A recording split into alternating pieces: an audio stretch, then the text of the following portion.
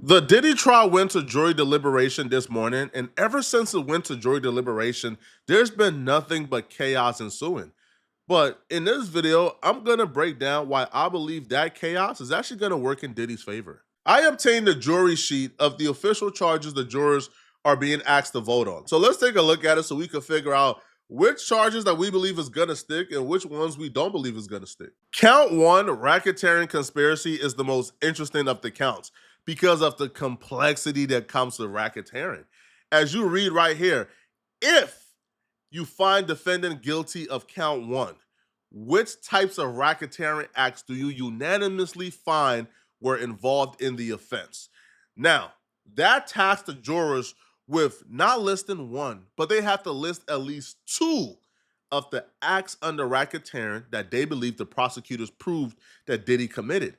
And those acts are kidnapping, arson, bribery, witness tampering, or forced labor.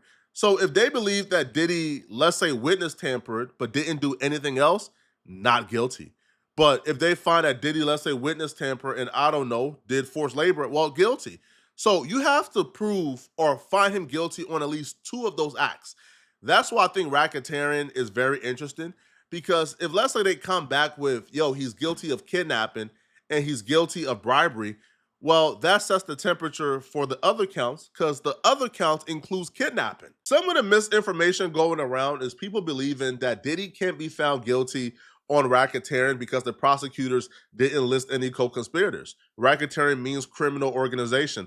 Diddy is head of the organization per se. Well, who were the people committing crimes on behalf of Diddy and why weren't they charged? Well, the prosecutors addressed that in their closing statements and they made sure to instruct the jurors, don't listen to these people telling you that just because there's no co-conspirators doesn't mean that there's not a racketeering going on. The prosecutors actually listed a name of people, employees of Diddy under his company, and they told the jurors, if you believe that these people helped Diddy commit crimes based on the testimonies you heard today in court or during this trial, then that's racketeering. It don't matter if those people weren't co-conspirators or they, didn't testify or, they weren't charged with anything. If you believe based on what you heard today in court or throughout this trial that these people helped Diddy commit crimes, racketeering, he's out of here. The three people they're listing as the unofficial co-conspirators are Fahim Muhammad, Christina Karam, and Damian D-Rock. These are the people they're claiming helped Diddy run the criminal organizations by committing crimes on behalf of Diddy or organizing crimes or recruiting people to commit crimes on behalf of Diddy. Fahim Muhammad, we know who he is, bruh. He's the dude who makes things goes away. That's apparently the dude when Diddy's son shot somebody, he showed up, made the crime scene go away because he got ties to law enforcement officials. And apparently he's the one allegedly who had law enforcement on Diddy payroll. So Fahim, we know he's been linked to the CIA for a while now, bro. He was Michael Jackson head security guard, I believe, at like 21 years old. He was on duty when Michael Jackson passed away. Christina was allegedly Diddy's personal do girl. She was involved in setting up the free calls, sending out payments to silence people. She essentially did Diddy's bidding, according to the feds, right? She was Diddy's do girl. D-Rock, we know he was the muscle, bro. Security guard, he committed a lot of kidnapping on behalf of Diddy, allegedly, from what we heard at trial. So these were their roles. And they're saying, based on what y'all heard at trial, you know these people had roles in Diddy running this criminal organization. And if you believe that any of these three helped Diddy commit crimes, then it's a criminal organization. And they're also saying you don't even have to have an identity for the people that you believe committed crimes. If you believe that anyone helped Diddy committed these crimes, then it's a racketeering. The U.S. attorney dismissed Diddy's lawyer suggestions that there was no criminal enterprise because no one testified that they were a part of a criminal enterprise. This was their address to the members of the jury. This is from the U.S. attorney. The U.S. attorney stated, members of the jury, use your common sense and look at the evidence. Whether you're receiving a paycheck from a lawful business or not, when you direct other people to get or transport drugs for your boss, you're committing a crime. When your boss asks you to buy and bring him drugs and you do it, you're agreeing to commit a crime. When you go with your boss to kidnap another employee and make her take you to someone's house, you are agreeing to commit a crime. And when you lock your boss girlfriend in a hotel room after your boss stomped on her face and won't let her leave, you're agreeing to commit a crime. And what the evidence shows is that over and over, the defendant and his inner circle agreed to commit crimes together. That's what racketeering conspiracy is. You don't even have to have a name, a face to this. If you believe that an employee helped Diddy do this on behalf of Diddy, then you have to vote racketeering conspiracy. They pretty much done set Diddy in a corner with this. That count one is gonna set the temperature.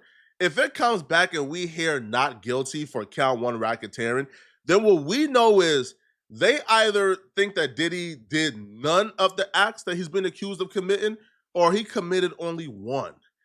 That could be very good news for Diddy either way. If they come back and they say not guilty of everything, then how do you proceed and find him guilty on the other counts that includes some of the things that's under racketeering? But if you come back and say, yo, he's guilty of one thing, then how do you come back and find him guilty on a slew of other things outside of that one other thing?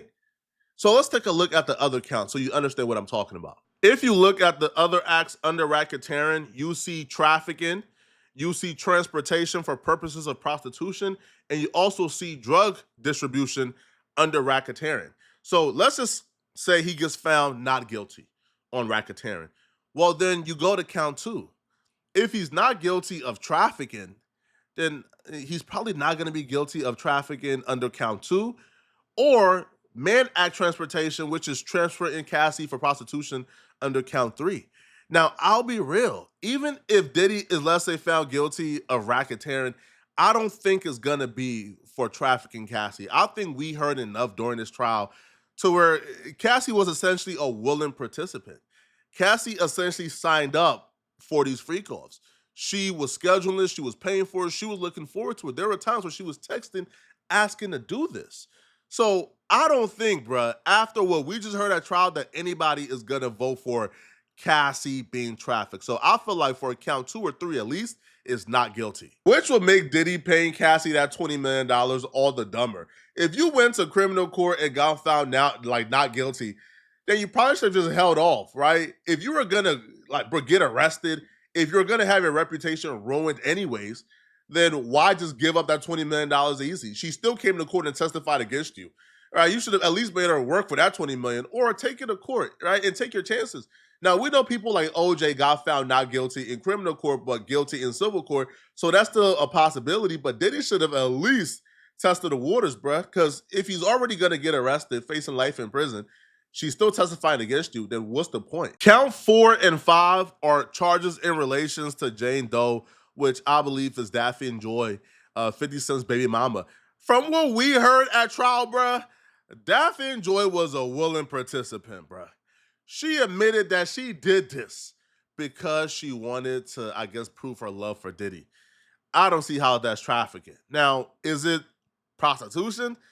I feel like the transportation is of the male escorts. They got transported. But if we're not talking about the male escorts, we're talking about Jane Doe, I don't see Diddy being found guilty of the man act transportation of Jane Doe for a prostitution. Because no, right? Like, no, because Diddy didn't prostitute them. He made them pay the male escorts. The male escorts, I believe, were prostituted. But the reasons why the male escorts are not being listed as a count is because Diddy made the women. They pay the male escorts. Those women committed crimes. This has to be a unanimous decision. So why right now is looking favorable for Diddy? Because right when jury deliberation began, it became perfectly clear that one of the jurors weren't following instructions, didn't know how to follow instructions, were not cooperating with the other jurors. In that particular case, all you need is one troublemaker. And if that person is gun-hold on not guilty, it's gonna be a hung jury. We want to update you on this breaking news that is happening inside of the federal courthouse. Let's bring in Court TV legal correspondent Kelly Craft. Kelly, you have the latest on this jury note. It sounds like there may be already some infighting inside of that deliberation room.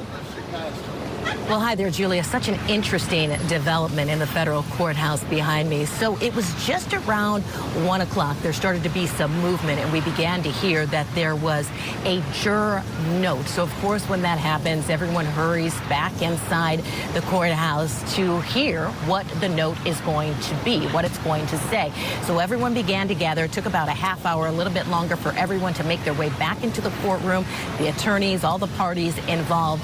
And then we heard what the note said. The judge read it aloud. We have a full screen made for you so everyone gets a chance to see exactly what the jury note said. It says, we have a juror number 25, who we are concerned cannot follow your honor's instructions. The foreperson then asked to speak with the judge or that particular juror be interviewed. So what do we know about juror number 25? We know he's male. We know he is a scientist. We know that during the jury selection process that he had told both sides that he had seen that hotel video in which Sean Diddy Combs is seen assaulting Cassie Ventura. This is inside the Intercontinental Hotel in Los Angeles. He had said that he did see that video, and he also said, Julia, that he had formed an opinion about that particular video. But then he was very clear that he was able to set his opinion aside to be able to go forward and have a fair, impartial look at this entire case. But now we're having a situation where this same juror now, according to the note that was just sent out, is not following those instructions. And so what did the judge end up saying? How did he handle this situation? He sent them back and said, you are supposed to follow the jury instructions. Go back and continue deliberating. So that is where we stand right now, Julia, with that big development here in court. That juror don't look like he's pro Diddy, but if he's pretty adamant that he can't be unbiased against Diddy and they're still forcing him to proceed, I mean, that could be cause for a mistrial later on, right? Or an overturning or an appeal. Now, this juror who told them beforehand he already seen the video with Cassie and Diddy at the Intercontinental, and he was judging Diddy for it, or he can't be non-biased after seeing that video, that juror was still allowed to proceed. But the juror who was residing in Brooklyn, but told one of the guards or somebody in passing that he had moved to Jersey after trial had started, that juror was kicked off, was kicked off the jury. And that's the only juror that fit the profile of Diddy perfectly. Young black man from New York. And that juror was fighting to still be like in the jury pool. This is insane, man. I'll be real. This could be like a mistrial or something, man. Now, a note came back that gives me some hope for Diddy. Now, first off, as much chaos as possible always works in the favor of the defendant.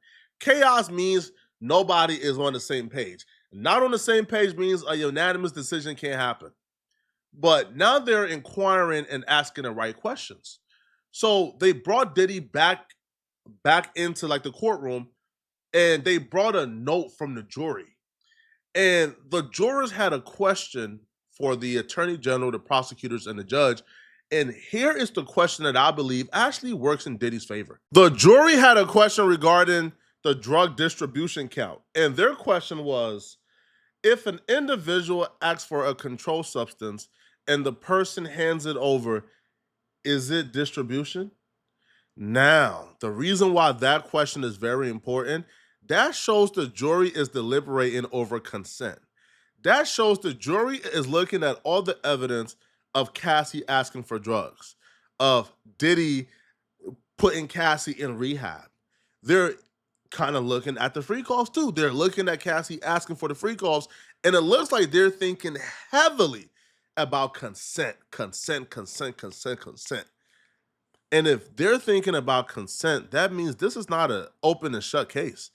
That this is not a case where they believe that Cassie is at no fault and that she was this perfect victim that Diddy trafficked. No, they're looking at the details, and I believe that they will come back with Cassie was a willing participant. She didn't get trafficked, and Diddy did not distribute drugs to Cassie. Cassie sought out those drugs herself. The judge stated they will answer the question tomorrow morning, but that's an interesting question. If I'm already doing my drugs and you're right next to me and you ask, hey, bro, let me get some of that, please, and I hand it over to you, does that count? I don't know. I'm not a legal expert. Y'all let me know. But even if Diddy gets found guilty on drug distribution, even if the answer to like that question is yes, that's distribution, cool. I think their focus on consent is gonna play well in Diddy's favor, man. Even if he loses the battle with the drug distribution, just their mindset.